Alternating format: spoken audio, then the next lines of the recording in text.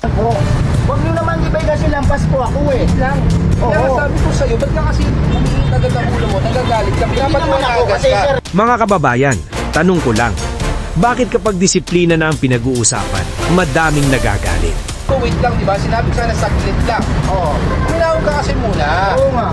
Clearing operation para sa traslasyon ng Nazareno, pero nauwi sa gulo. Minsan may mga nagabutan na droga rito. Sabi ni Chairman, diyan ka na lang muna para matigil yung mga nangyayari dyan. Grabe to. Oh, di ba? Tingnan nyo nga itong area. Barangay 1 nagsabi sa inyo na dito. Oo, dito ako kasi marami. Minsan may mga nagabutan na droga rito. Kaya nilagay ako ni Chairman Bulit dito. May pinagtatakpan ba ang tao ni Chairman? Na ito. At saka hindi naman po ako sa gabal. Oh. Tingnan nyo po. Lampas na lampas ako. Bakit ganyan si Sir? Oo. Huwag nyo naman ibay kasi lampas po ako eh. Lang. Oo. Kaya sabi ko sa'yo, ba't ka kasi umiinit agad ang ulo mo, nagagalit ka, dapat naman ako managas kasi, ka. sir, inaano Uminahon ng ka mga muna. tao eh. Kaya sabi ko, wait lang, di ba? Sinabi ko sana saglit lang. Oo. Uminahon ka kasi muna. Oo nga. Ang problema kasi sa inyo, ilang araw na kayo napagsabi, alam nyo naman. Hindi na nga, hindi po ako na-brief eh, kasi ano po, Gano'n ka ito na lang pong gawin natin. Kasi sir, para malaman mo ito to, nilagay ako ng Chairman Bulit dito. Okay. Kasi may mga nangyayaring krimen dito, at saka may mga nagabutan na droga rito. Kailan ka pa, Exo? Matagal na ho. Matagal na ho. Alam ko po ito. Pero kaya nga nilagay ako ni Chairman dito dahil may mga nangyayaring krimen dito. Minsan may mga nagabutan na droga rito. Sabi ni Chairman, diyan ka na lang muna para matigil yung mga nangyayari po ba to? dyan. Tindahan lang to sir. Tindahan. Tindahan. So, dapat outpost. Hindi naman po ako pwede maglagay na outpost dito kasi pangsamantala ko nilalagay ni Chairman dito. Hindi kami pwede maglagay na outpost dito kasi sa Piami ito. Ito po ba? Yun nga, kaya nga sinasabi sa inyo, alisin natin. Oo nga, ako na lang po mag-alis. Promise ko sa inyo sir. Bukas pagbalik ko, wala na. Okay po. Oh, ito, sige ito, pwede ngayon na. Yung sidecar? Yes, lahat. Itong motor akin niya sir. Oh, sige, pakialis na po. Bukas pagbalik ko, pag andyan yan, ako mag-aalis, ha? Sige po sir. Walang Usapan problema. maayos yan, ha? Opo, okay. Sige, pakialis na to ngayon. Yung walang driver, kunin nyo na. Ito sa akin. Saka yung po yan. Plate number, o yung walang driver, kita nyo, i-phone na natin. Ito akin to sir. Pakialis na po ngayon, pakialis na po. Basta ako na po madamo na Ito, sir. mga kalat naman, pakialis natin, ha? Thank you sir.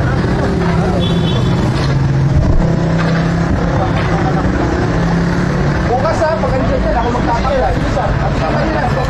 Bali pinag-abutan ng droga ito. Maraming nangyayari kasi pong dito. ginagawa? May mga nagdidil na droga rito kaya may mga gumagamit ng droga.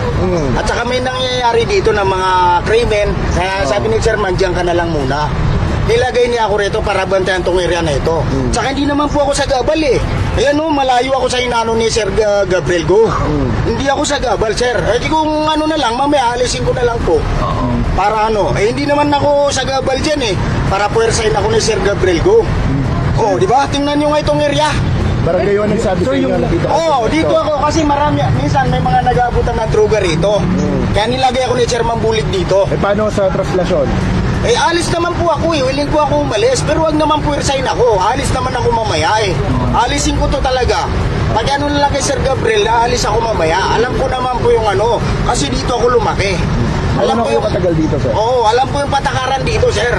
Alis ako mamaya. Hindi po ako magiging pasaway. Kailan kayo pinapwesto? Matagal na ho. At saka tindahan ko ito, sir. Ayan o, matagal na ako nagtitinda rito. Oo, hindi ako nakatira dito. Balibantay ako rito sa area na ito. At saka hindi naman po ako sa Gabal, oh. Tingnan niyo po. Lampas na lampas ako. Bakit ganyan si sir? So, baka mamaya madamage yung mga properties nila. Sabihin, tayo pa hindi natin sila winarningan. But then again, since nagpakilala naman po siya na XO, a few days ago pa lang dapat alam na nila kung ano dapat yung mga kailangan tanggalin. So, we're asking them to remove it. Pero kung talagang ayaw nilang tanggalin, we have no choice. We will apprehend and we will tow them. Eh tulad po niya, kina-question nga natin, ginagamit nila without any identification, walang MB file, walang plate number, siya, sa kanya po mismo nang galing, tinanggal po niya. So syempre, kailangan po natin ayusin po rin po yan. Okay. Natin mapagpipilian dahil lumagpas po ay konsiderasyon na limang po. Sir, baka pwede po kami may pagpilian. Okay, Tagalog, hindi po Tagalog ito. Tanto ko na Batangas. May lisensya po kayo. Kahit taga-Batangas po kayo, isa lang naman po ang pinapagpapag namin batas. Bakit po ba kayo kami doon. Hindi po kami, Nagbayad po kayo ngayon? nagbabayad po kami doon. Ngayong araw po? Ay, hindi po kami nakapagbayad. Wala po Kasi doon nga yung po, ano. wala nga po pay parking. Kasi baka Dito po, pwede dahil- mapagbigyan nyo kami sir dahil ano lang po pagkabatagan po kami nakawawa naman po. Basta hindi po kami araw-araw na parada dyan. Pag nagpaparking po kami. Oo nga po. Eh wala po silbi yung pambayad. Eh wala naman po pay parking ngayong araw. Suspendido po. Kagabi, Ay, hindi ko po alam. Kaya, ganito po kasi sir. Ganito po kasi sir. Kanina, bago nila hatagin nyo sir, bilang isang leader po ng province of Philippines, Opo. kaya po, nakikiusap din po kami sa kanila kasi naawa din po kami sa kanila. Sabi nila, po kasi, unang-una may translation po tayo, nagaganapin. Pangalawa, isang araw pa po kami, isang araw pa po kami nag-advise. Pangatlo po, aminado si Sir, kararating lang niya. Kung nandun sana siya kaagad, nakapagbigay ng Hindi, lisensya. Hindi, bago ako dumating, nilalagay po nila yung katina. ano yung one. Limang minuto lang po kasi binibigay na konsiderasyon. May video po doon, pwede niyong i-review yung video. Ganito kasi po sir, nung ihahatag po nila, sabi nila, kakausapin daw namin kayo. Tapos sabi ko, paano to pupuntahan namin kayo dito kasi dyan lang sa may video. Tumatakbo po kami para po kayo ay kausapin kasi sa inyo daw ang decision. Kaya po tumakbo kami dito para kayo ay kausapin. Pero ito lang po yun. Ang tanong, dumating ang enforcer, andun ka sa kotse o wala ka? Mayroon pa po, mayroon pa. Wala po, kasi sabi lang niya kanina, kararating lang niya. Kararating ko na, nilalagay nila po ng katina. Nilalagay po yun, pag lumagpas na po ng Opo. 5 minuto. Sabi nila po, sabi ni si Sir. Yung sinabi niya sa akin po. Kaya na medyo natagal lang Baka ako pwede lang mapagbigyan lang. Kasi hindi po kami Pasensya na po, pag pinagbigyan natin, lahat na lang po ng humingi ng konsiderasyon, pagbibigyan natin lagi. Saka hindi na-inform na po dito, buong Manila po, nadadaanan ng translasyon, alam po na wala pong parking.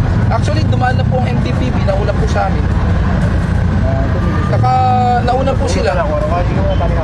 Ay, ang ibig sabihin niya ba, kasamaan doon nila paano kukulong ngayon? Pwede po sila pumunta sa impounding area sa Tumana. Pwede naman siya sumama kung siya ang driver. Kapag kayo, ano tan robin sa dito ko, antara na pagdakon na diretso.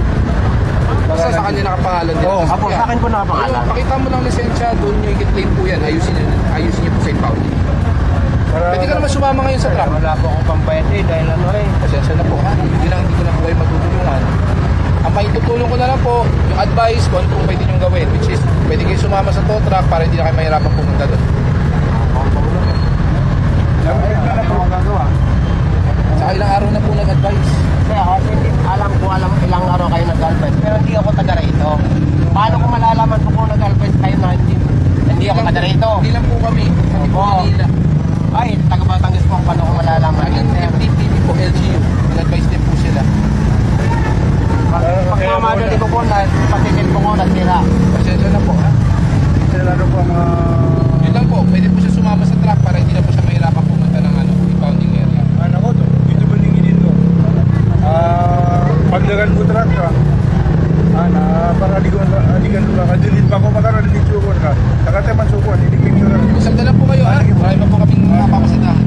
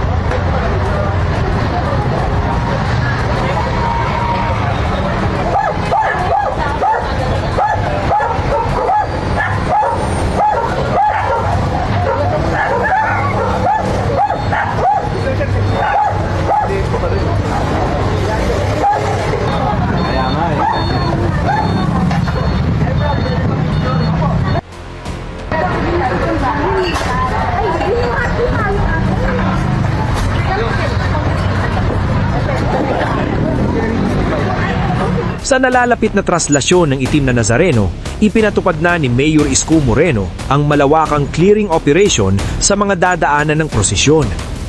Layunin nito ang kaligtasan ng mga debuto, maluwag na daloy ng tao at pag-iwas sa sakuna sa gitna ng milyong-milyong dadalo. Pero sa halip na maayos na pagpapatupad, may mga umalma. Isa pang araw dito ay isang miyembro ng barangay na imbes na tumulong, nakipag-away pa sa mga tauhan ng gobyerno. Tanong ng marami, bakit kontra sa clearing kumpara naman sa kaligtasan ng lahat? Hindi biro ang traslasyon. Kapag nagkamali, buhay ang kapalit.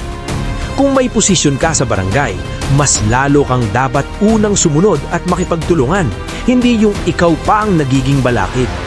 Disiplina muna bago personal na interes. Para kay Mayor Isko, malinaw ang prinsipyo. Walang sasantuhin pagdating sa kaligtasan ng taong bayan. Kahit sino ka pa, vendor, residente o miyembro ng barangay, kung sagabal ka sa daan ng Nazareno, lilinisin ka. Hindi ito laban sa kabuhayan. Ito ay paghahanda para maiwasan ng trahedya. Mga kababayan, ang debosyon ay hindi lang pananampalataya. Kasama rito ang disiplina at malasakit sa kapwa. Kung maayos ang pakikipagtulingan, walang magagalit, walang mag-aaway. Sa traslasyon, kaligtasan ng lahat ang dapat manaig, hindi away. Ako nga po pala ang Kuya Jane yun na palaging nagpapaalala sa inyo na dapat alam mo to.